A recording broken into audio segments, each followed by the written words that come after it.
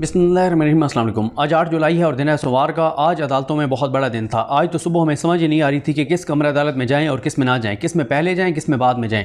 आज बाबर सत्तार साहब के पास भी केसेस थे, तारिक महमूद जहांगीरी साहब के पास भी केसेस थे, फिर सुप्रीम कोर्ट में भी केसेस थे, लेकिन इसी तरह से सरदार इजाज़ इसाक खान साहब के पास भी केसेस है। और लेकिन आज जब हम सुबह अदालत में पहुँचे तो काफ़ी टाइम गुजर गया और जजेस अदालतों में नहीं आ रहे थे। तो जब चेक किया गया तो पता चला कि जजेस की जो है वो तमाम जजेस की मुशावरत चल रही है। तारिक महमूद जहांगीरी साहब के खिलाफ जो कैंपेन चलाई गई है सोशल मीडिया पर, उस हवाले से मुशावरत चल रही है। फिर वही हुआ, एक्सपेक्ट किया जा रहा था। हमारे दोस्त एहतशाम कियानी ने ट्वीट भी किया था कि बड़ी खबर इस्लामाबाद हाई कोर्ट से आज आ सकती है। फिर वो बड़ी खबर आई जब अचानक हमें पता चला, उस वक्त हुआ ये कि आज इमरान रियाज खान साहब का भी क्योंकि केस था, उनको जो हज पे नहीं जाने दिया गया और गिरफ्तार किया गया था मरीम नवाज़ हुकूमत की जानिब से, और जिस तरह से उनका नाम स्टॉप लिस्ट में दोबारा डाल दिया गया था या निकाला ही नहीं गया था, तो उस वक्त इमरान भाई की केस की समाअत ख़त्म हुई तो हम इमरान भाई के साथ बैठे थे जो रिपोर्टर्स रूम है। तो अचानक खबर आई कि पहुँचे जनाब कमरा अदालत में फुल कोर्ट तश्कील दे दी गई है। इस्लामाबाद हाई कोर्ट के तमाम 7 जजेज़ तारिक महमूद जहांगीरी साहब के मामले पर बतौर फुल कोर्ट जो है वो समाअत करने जा रहे हैं और तौहीन अदालत की कार्रवाई का आगाज़ करने जा रहे हैं। ये बहुत बड़ी खबर थी। ये बहुत बड़ी खबर इसलिए थी कि इस्लामाबाद हाई कोर्ट की तारीख में पहली मरतबा तमाम जजेस बैठ के कोई केस सुन रहे हैं। कभी ऐसा नहीं हुआ जब से इस्लामाबाद हाई कोर्ट का क़याम हुआ है कि तमाम जजेस ने बैठ कर कोई केस सुना हो। इससे आप अंदाज़ा लगाएं कि चीज़ें किस हद तक खौफनाक हद तक हुकूमत के ख़िलाफ़ जा रही हैं, हुकूमती इदारों के ख़िलाफ़ जा रही हैं और जजेस किस तरह से आगे बढ़ते चले जा रहे हैं। और ये क्रेडिट इस्लामाबाद हाई कोर्ट के उन 6 जजेस को जाता है जो ख़त लिखने वाले हैं, जो अपने पाँव पर खड़े होने वाले हैं, जो स्टैंड लेने वाले हैं। और उनके साथ जस्टिस मियां गुल हसन औरंगज़ेब भी शामिल हैं, जिनके उस ख़त पे तो दस्तखत नहीं हैं, लेकिन वो इस आइन और कानून के मामले में इन तमाम जजेस के साथ हैं। तो हुआ ये कि कमरे अदालत में हम पहुँचे, क्योंकि पहले ज़्यादा से ज़्यादा उस कोर्ट में 3 जजेस बैठते हैं, यानी वैसे तो डीबी होती है 2 जजेस, और बहुत कम ऐसे होता है कि किसी केस में 3 जजेस बैठें। तो पहली मरतबा 7 कुर्सियाँ लगाई जानी थी। तो वो कुर्सियाँ जो तब से जब से ये इमारत बनी है इस्लामाबाद हाई कोर्ट की, कभी वो इस्तेमाल में नहीं लाई गई, तो उनके ऊपर काफ़ी गर्द जम चुकी थी। तो उस काफ़ी देर लगी अदालती अमले को उनको कुर्सियों को साफ़ करने में। फिर इसी तरह से जो बैठते हैं जहाँ पे जजेस, उनके सामने एक टेबल होता है, तो उस टेबल पे भी ज़ाहिर है जहाँ पे चीफ जस्टिस आके बैठते हैं या एक जज और आगे साथ बैठता है, वहाँ सामने तो पड़े होते हैं, राइटिंग पैड भी पड़े होते हैं, बॉल पॉइंट भी पड़े होते हैं, पेन भी पड़े होते हैं, तमाम चीज़ें। लेकिन आज क्योंकि 7 जजेस को बैठना था तो टेबल को काफ़ी देर लग गई उनको साफ़ करते हुए, उधर चीज़ें सेट करते हुए। तो खैर 7 जजेस आए, 3:09 पर समाअत का आगाज़ हुआ। समाअत तो ये टोटल 8 से 9 मिनट की थी, लेकिन इसमें हुआ क्या, तमाम चीज़ें आपके सामने रखता हूँ। एक तो जैसे ही जजेस आकर बैठे, 7 जजेस ये थे, उसमें यह है कि आमिर फारूक साहब के लेफ्ट साइड पर मोहसिन अख्तर कियानी साहब थे, राइट साइड पे उनके मियां गुल हसन औरंगज़ेब साहब थे। ये मैं इस तरह बता रहा हूँ जिस तरह से हम देख रहे हैं जजेस की तरफ, तो इस हिसाब से बता रहा हूँ। मोहसिन अख्तर कियानी साहब, इधर मियां गुल हसन औरंगज़ेब साहब, और फिर इस साइड पे मोहसिन अख्तर कियानी साहब के साथ जो है वो मौजूद थे बाबर सत्तार साहब, उनके साथ अरबाब मोहम्मद ताहिर साहब थे, और इस साइड पे मियां गुल हसन औरंगज़ेब साहब के साथ सरदार इजाज़ इसाक खान साहब थे, और उनके राइट साइड पे मैडम सम्मन रिफत इम्तियाज़ साहिबा थी। तो जैसे ही जजेस आकर बैठे तो आमिर फारूक साहब जो हैं उन्होंने, क्योंकि पहले ही कॉल कर दिया गया था एडवोकेट जनरल इस्लामाबाद को और additional attorney general Pakistan Munawwar Iqbal Duggal sahab को, इन दोनों को आते ही आमिर फारूक साहब ने जो है वो रोस्टर पर बुलाया। और जैसे ही रोस्टर पर आए तो इनके साथ प्रोसिक्यूटर जनरल भी रोस्टर पर आ गए। आमिर फारूक साहब ने कहा कि दुग्गल साहब, ख़ास तौर पर आपसे कह रहा हूँ कि हमने बार बार सबको समझाया कि हम एहतसाब से नहीं कतराते, हम सब पब्लिक ऑफिस होल्डर हैं, काबिल एहतसाब हैं, लेकिन इस एहतसाब की आड़ में जो एक मुनज़्ज़म मुहिम चलाई जाती है उसे हम बर्दाश्त नहीं करेंगे। ये किसी एक जज का मामला नहीं, ये पूरे इदारे का मामला है। जज का सब कुछ मॉरल अथॉरिटी पर होता है, जिसको एक ट्वीट और एक प्रोग्राम से ख़त्म कर दिया जाता है। अगर कोई सुप्रीम जुडिशल काउंसिल में जाना चाहता है तो 100 बिस्मिल्लाह, हर दम जाए। हम किसी को रोक नहीं रहे कि वो सुप्रीम जुडिशल काउंसिल में ना जाए, और ना ही हम रोक सकते हैं क्योंकि आइन इसकी इजाज़त देता है।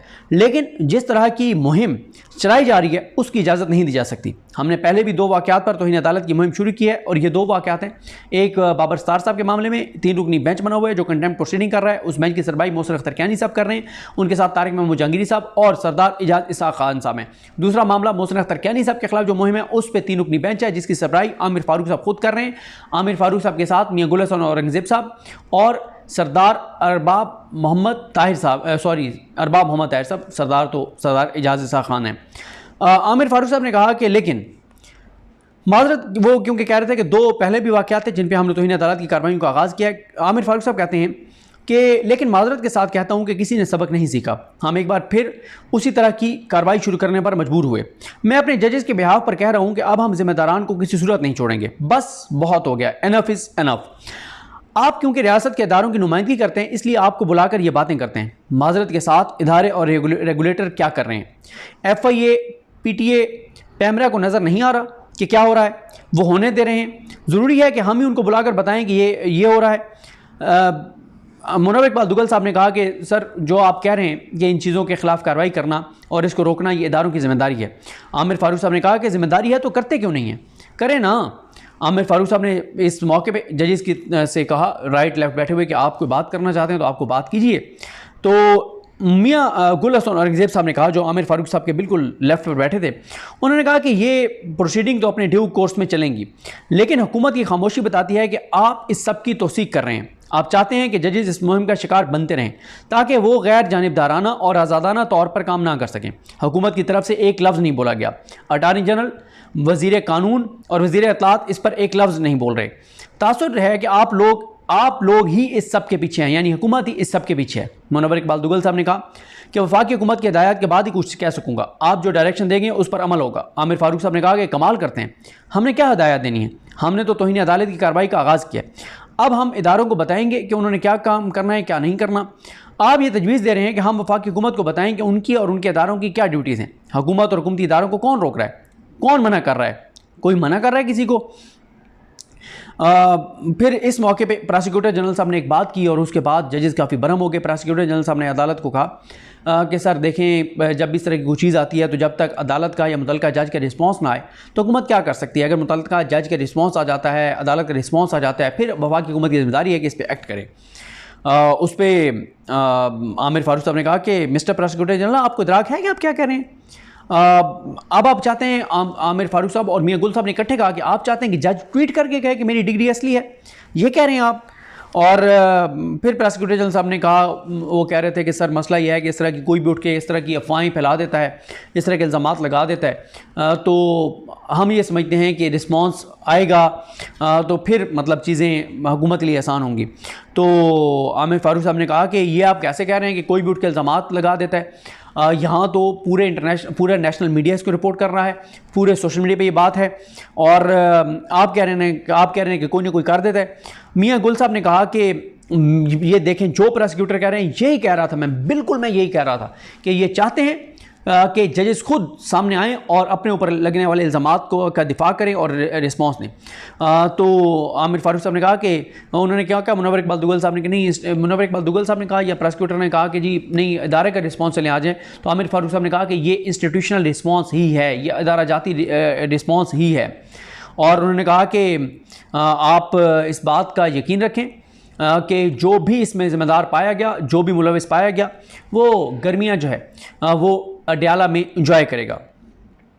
उन्होंने कहा कि बाकी रही सुप्रीम जुडिशल काउंसिल की बात, तो जब जज को सुप्रीम जुडिशल काउंसिल में बुलाया जाएगा तो जज वहाँ जाकर अपना जवाब देंगे। और ये नहीं हो सकता कि जज इस तरह की बातों पर, इस तरह की मुहिम पर, इस तरह की अफवाहों पर हर किसी को जो है वो जवाब देते फिरें और हर किसी को रिस्पॉन्ड करें। और उन्होंने कहा कि आपकी बात, ख़ास तौर पे प्रोसिक्यूटर जनरल की बात सुन के मुझे बहुत हैरत हुई। आप चाहते हैं कि हम भी प्रेस कॉन्फ्रेंस करें, आप चाहते हैं कि हम भी मीडिया के सामने आएँ।